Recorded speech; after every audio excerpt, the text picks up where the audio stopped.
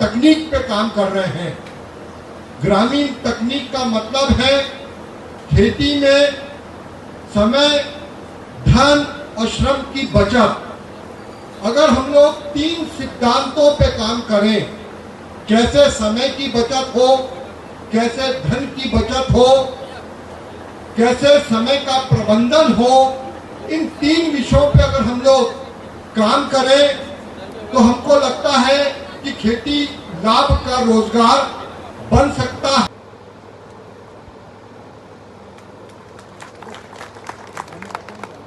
खेती कर रहे हैं, आप अपने पूरे परिवार को खेती के उसमें पाल रहे हैं, परंतु आपके बच्चे, यदि मैं पूछूं तो आप में से कोई भी व्यक्ति के बच्चे नहीं चाहते कि वो खेती करेंगे। अब आप सोचिए, यदि थोड़े से आंकड़ों की बात की जाए तो 2013 के कंपैरिजन में अगर 2050 को मैं लूं तो उस समय तक 10 बिलियन तक पॉपुलेशन इंक्रीज हो जाएगी, मतलब जनसंख्या विस्फोट हो चुकी होगी। और उस समय तक यदि कृषि की डिमांड की बात की जाए तो 2013 के कंपैरिजन में जो खेती से उत्पादन होता है उसके आंकड़े 50% तक बढ़ जाएगा वो उत्पादन। हमारी मिट्टी का स्वास्थ्य डिग्रेड हो रहा है, उसमें कमी आ रही है, और जो हमारा वायुमंडल है वो लगातार चेंज हो रहा है। अब देखिए कितनी विषम परिस्थिति जनरेट हो रही है। एक और जहां पॉपुलेशन इंक्रीज हो रही है उसका विस्फोट होगा, वहीं दूसरी ओर खेती की जमीन कम हो रही है और डिमांड जो है वो 50% तक बढ़ जाएगी। और सबसे महत्वपूर्ण बात, आपके बच्चे, आने वाली जनरेशन कोई भी किसान बनना नहीं चाहता, तो खेती किस प्रकार से होगी? इस भारत जो कृषि प्रधान देश है उसमें किसान ही नहीं रहेंगे तो खेती कौन करेगा? तो इस कॉन्सेप्ट को लेकर हम लोगों ने एक ट्रेनिंग प्रोग्राम ऑर्गेनाइज करना शुरू किया था। कई कॉलेजेस में हम लोग जाते थे पढ़ाने, और उसी का थोड़ा सा बेसिक ब्रीफ इंट्रोडक्शन मैं आपको दूंगा। देखिए, खेती में वर्तमान में खेती क्यों छोड़ी जा रही है, उसका सबसे बड़ा कारण है कि हम लोग जो खेती कर रहे हैं उसमें लागत बहुत ज़्यादा है, हम केमिकल का भरपूर प्रयोग कर रहे हैं, और उसके बाद जब उत्पादन की बारी आती है तो कोई ना कोई ऐसी विषम परिस्थिति जनरेट हो जाती है जिसके कारण हमारी फसल अच्छी नहीं हो पाती, अच्छी होती भी है तो उसको भाव नहीं मिल पाते। हम लोग कहीं ना कहीं उसके प्रोडक्शन कर तो लेते हैं, परंतु जब मार्केटिंग की बारी आती है तो एक किसान पिछड़ जाता है। ऐसे में दिक्कत ये होती है कि हम सोचते हैं हमारे जो बच्चे हैं वो इस मूर्खता में नहीं पड़े, वो इंजीनियर बन जाए, वो डॉक्टर बन जाए, और पूरी की पूरी जनरेशन को हम खत्म कर देंगे। अब सोचिए, खेती करने वाले लोग नहीं बचेंगे तब क्या होगा?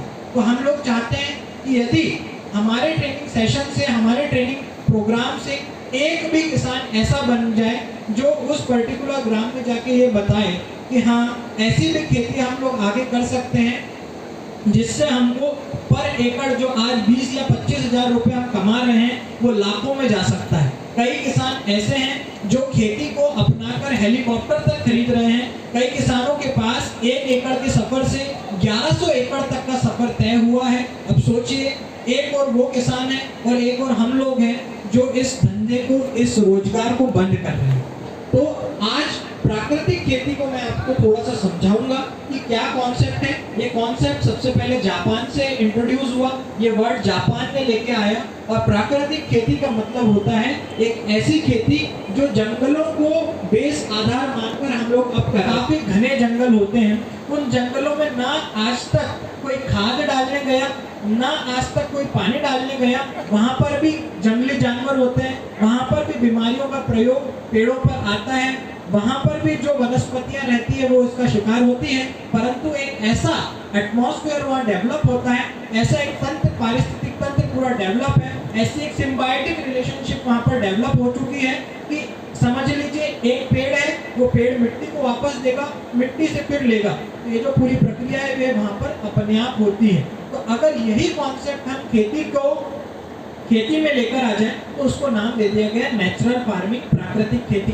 प्रकृति में जैसे होता है वैसे की वैसे ही हम हमारे जो क्षेत्र है, हमारा जो खेत है उसमें करें। तो क्या होता है नेचुरल फार्मिंग? नेचुरल फार्मिंग का बेसिक कॉन्सेप्ट भारत में 4 सिद्धांतों पर काम करता है। उसमें जीवामृत हो गया, उसमें बीजामृत हो गया, उसमें आपका वापसा हो गया, और एक आपका आच्छादित बोल देते हैं। तो और भी बहुत सारी चीज़ें हैं, पर नेचुरल फार्मिंग भी जो है वो पूर्ण रूप से कारगर साबित नहीं होती।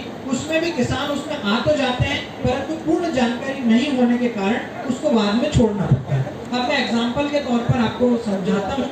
आप यदि अपने खेत में जाएंगे तो आपके यहाँ अगर एक बड़ा सारा इमली या बरगद का पेड़ होगा, उसके नीचे की मिट्टी को कभी उठाइएगा, उसके नीचे की मिट्टी भुरभुरी होती है। वो क्यों होती है? क्योंकि वो जो पेड़ है उसके नीचे साल भर नमी रहती है, उसके नीचे साल भर ऐसे माइक्रो ऑर्गेनिज्म जनरेट होते रहते हैं, उनको सही मात्रा में छाया मिलती है, सही मात्रा में उसकी पत्तियां गिरती है तो भोजन मिलता है, तो वो मिट्टी भुरभुरी होती है। वो मिट्टी एक्चुअल आपके खेत का वो तंत्र होता है जो प्राकृतिक खेती। दाता किसान भाइयों, जैसा कि ये कार्यक्रम 2 दिवसीय आप लोगों के लिए समर्पित है और इसमें आप सभी लोगों को बढ़ चढ़ के हिस्सा लेना है।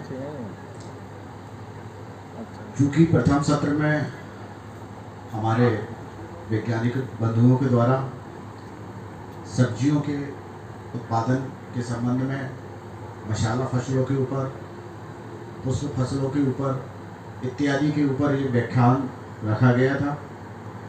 साथ में हमें उद्यानिकी के क्षेत्र में कौन कौन सी नवीनतम तकनीकियों को ज़रूरत है करने की, उन सारी चीज़ों के ऊपर ये सत्र में चर्चाएं होंगी, विस्तृत चर्चाएं होंगी, आपके प्रश्नोत्तरी रहेंगे और आपकी जो जिज्ञासा है उसको भरपूर कोशिश किया जाएगा समाधान करने की। खेती में मशीनीकरण बढ़ता जा रहा है, वैसे वैसे जो नर पशु है उनका उपयोग हमारे यहाँ पे कम होता जा रहा है, बैल वगैरह इसका उपयोग कम होता जा रहा है और इसीलिए अब हमारा जो रुझान है वो मादा पशुओं की तरफ बढ़ता जा रहा है। हमको बछिया चाहिए, भैंस से पाड़ा नहीं चाहिए, पाड़ी चाहिए, बढ़िया चाहिए। तो इसके लिए हमारे पास एक योजना है। हमारे यहाँ पे हमने सेक सॉर्टेड सीमेंट शुरू किया है। इस सेक सॉर्टेड सीमेंट का उद्देश्य होता यह है कि आपको 98% बछिया होगी। यदि हम 100 गायों में गर्भाधान करेंगे उस सीमेंट डोज से, तो 98 गायों में सिर्फ बछिया पैदा होगी। तो हमारे जो नर पशु वाली जो समस्या है, गेहूं, चना, सोयाबीन लगाते हैं तो वहाँ केवल 3 पोषक तत्वों की आवश्यकता होती है, नाइट्रोजन, फास्फोरस और पोटाश। और जब हम फल और सब्जी के क्षेत्र में जाते हैं तो वहाँ पूरे 16 पोषक तत्वों की आवश्यकता होती है। इसलिए आपको उस क्षेत्र की मिट्टी की जांच करना ये सबसे प्रारंभिक काम है और वो 16 पोषक तत्वों की पूर्ति करना उन पौधों की आवश्यकता है। अगर आप वो 16 पोषक तत्वों की पूर्ति करने में असफल हो गए तो आपका जो बगीचा है, जो आपने बाग लगाया है, वो किसी भी स्थिति में सर्वाइव नहीं होगा। अभी तक बैतूल जिले में अगर फल के क्षेत्र में वृद्धि नहीं होने का मुख्य कारण है कि फल लगाने के पहले हमने उसके बारे में सोचा ही नहीं। शासन की योजना आई, हमने उस योजना का लाभ लिया और किसी भी क्षेत्र में ले जाकर उन पौधों को रोक दिया। परिणाम मिला कि हमारा वो जो फल उत्पादन के लिए हमने जिन पौधों को लगाया था वो सही तरीके से नहीं हो पाए। और एक बार जब आप उसमें कहीं पर भी असफल हो जाते हैं तो निश्चित रूप से फिर उस फसल की तरफ हमारे किसान भाई, जो हमारी सोच होती है, उस तरफ हम लोग नहीं जाते। यही एक मुख्य कारण है कि फल का जो विस्तार बैतूल जिले में अभी तक सही मात्रा में नहीं हो पाया, उसका यही कारण पीछे जाने लगा। पहले हम उत्पादन के पीछे जा रहे थे, पर अब हम गुणवत्ता के पीछे क्यों जा रहे हैं? क्योंकि रसायनों के निरंतर उपयोग करने के कारण हमारे जो भी उत्पाद निकल रहा है उसकी गुणवत्ता घटती जा रही है। आज हम जो दूसरी फसलें हैं उसमें गुणवत्ता के सुधार के लिए जैविक खेती की तरफ जा रहे हैं, प्राकृतिक खेती की तरफ जा रहे हैं, क्योंकि सबसे ज्यादा जो बीमारियां हो रही हैं इन्हीं केमिकल्स के कारण हो रही हैं। तो हमें अगर ये बीमारियों से बचना है, स्वस्थ भारत का निर्माण करना है, तो हमें जैविक खेती, प्राकृतिक खेती हमें